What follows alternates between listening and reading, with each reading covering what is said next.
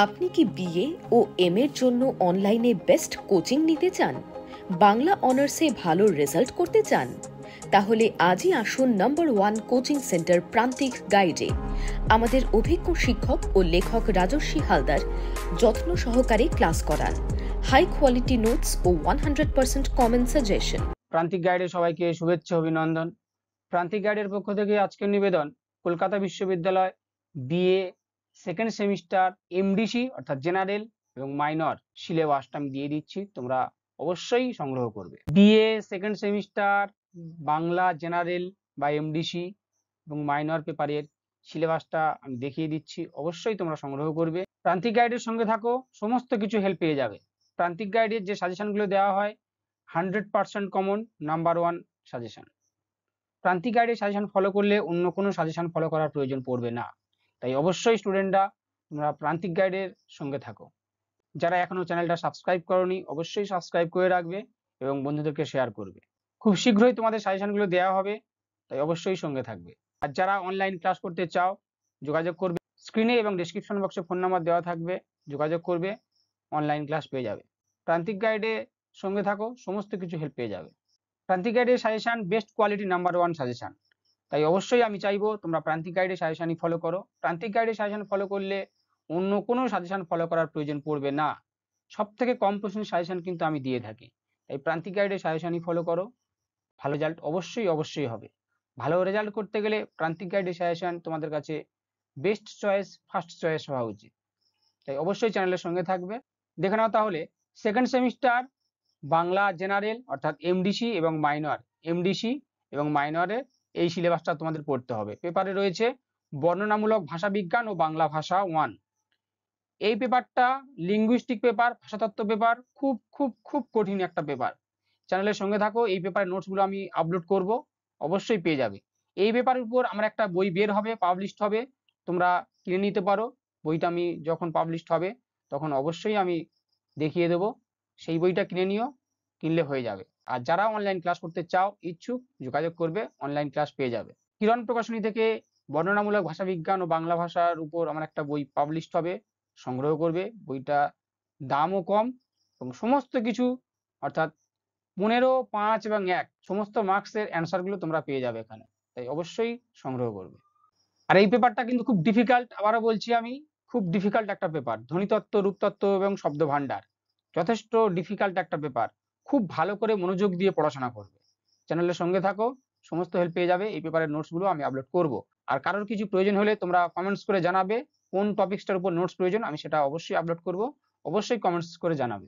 দেখো মডিউল 1 এ রয়েছে কি কি না, ধ্বনি, বর্ণ, অক্ষর, এগুলোর সংজ্ঞা এবং সম্পর্কগুলো আমাদের আলোচনা করতে হবে, এগুলো পড়তে হবে। এছাড়া রয়েছে উচ্চারণ স্থান ও উচ্চারণ প্রকৃতি অনুযায়ী বাংলা স্বর ও ব্যঞ্জন ধ্বনিগুলির পরিচয়, অর্থাৎ স্বরধ্বনি এবং ব্যঞ্জন ধ্বনিগুলোর পরিচয় সম্পর্কে আলোচনা করতে হবে। এছাড়া রয়েছে বাংলা ভাষার শব্দ ভাণ্ডার, অর্থাৎ তৎসম শব্দ, অর্ধ তৎসম শব্দ, তদ্ভব শব্দ, দেশি শব্দ, বিদেশি শব্দ, যেগুলো সেগুলো হচ্ছে শব্দ ভাণ্ডার, সেগুলো পড়তে হবে। এবারে যাব মডিউল 2। মডিউল 2 তে দেখে নাও কি কি রয়েছে না, বাংলা ভাষার ধ্বনি পরিবর্তনের রীতি প্রকৃতি, বাংলা ভাষার ধ্বনি পরিবর্তনের রীতি প্রকৃতি কারণ সমস্তগুলো পড়তে হবে। বিশেষ করে এগুলো পড়তে হবে স্বরাগম, ব্যঞ্জনাগম, স্বরলোপ, অপিনিহিতি, অভিশ্রুতি, স্বরসঙ্গতি, সমীভবন, বিষমীভবন, মহাপ্রাণী ভবন, অল্প প্রাণী ভবন, নাসিক্যী ভবন, শতনাসিক্যী ভবন, বিপর্যয় ও জোড়কলম শব্দ, এগুলো পড়তে হবে। এগুলো সংজ্ঞা থেকে শুরু করে উদাহরণ, বৈশিষ্ট্য সমস্ত কিছু তোমাদের লিখতে হবে, পড়তে হবে। এবং কেমন ভাবে অ্যান্সার লিখতে হয় আমি অবশ্যই ভিডিও করে জানিয়ে দেবো, সঙ্গে থাকবে।